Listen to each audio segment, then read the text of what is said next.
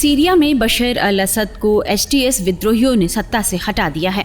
Syria में असद शासन का पतन हो गया है। इस पतन के बाद मौका मिलते ही इजराइल ने अब सीरिया पर बड़ा एक्शन शुरू कर दिया है। इजराइल ने पूरे सीरिया में सैन्य ठिकानों पर हवाई हमला किया है।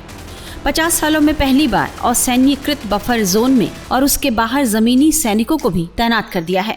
इजरायली सेना ने 10 दिसंबर को बताया कि पिछले 2 दिनों में उसने सीरिया में लगभग 480 हमले किए हैं। इससे सीरिया के रणनीतिक हथियार भंडार को बेहद नुकसान पहुंचा है। जबकि रक्षा मंत्री इजराइल काट्ज ने कहा है कि इजरायली नौसेना ने लटाकिया में सीरियाई नौसेना बेड़ों को नष्ट कर दिया है, जो एक बड़ी सफलता है। वहीं तख्ता पलट के बाद सीरिया में बन रही नई सरकार को इजरायली प्रधानमंत्री बेंजामिन नेतन्याहू ने सख्त संदेश दिया है। उन्होंने संदेश में कहा है कि इजराइल HTS से अच्छे संबंध चाहता है, लेकिन अगर उनके देश को किसी भी तरह का खतरा पहुंचता है तो वह सीरिया पर हमला करने में देर नहीं करेंगे। नेतन्याहू ने 10 दिसंबर को एक वीडियो बयान में धमकी भरे लहजे में कहा है कि हम सीरिया के अंदरूनी मामलों में दखल देने का इरादा नहीं रखते हैं, लेकिन अपनी सुरक्षा सुनिश्चित करने के लिए जो कुछ भी जरूरी होगा वह हम करेंगे। उन्होंने कहा कि इसलिए इजरायली वायुसेना सीरिया की पुरानी असद सरकार की सैन्य रणनीतिक क्षमताओं को बमबारी करके नष्ट कर रही है, ताकि ये हथियार जिहादी ताकतों के हाथ न लगे।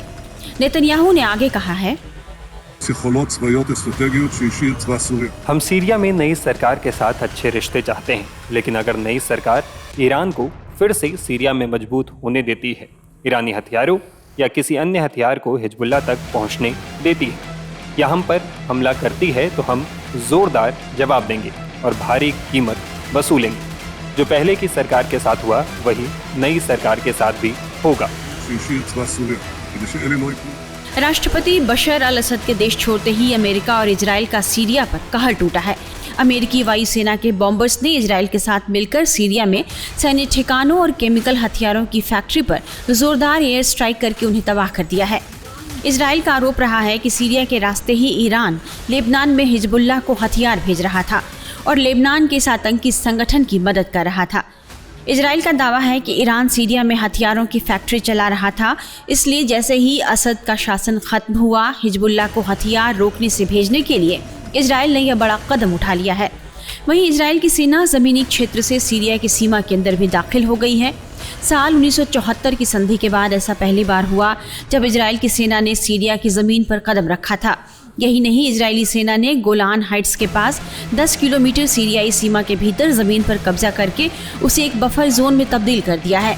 इजराइल का कहना है कि उसने यह कदम इसलिए उठाया क्योंकि उसे अपने देश के नागरिकों की फिक्र है। हालांकि इजराइल ने इस बात से इनकार किया है कि वह सीरिया की राजधानी दमिश्क की ओर बढ़ रहा है।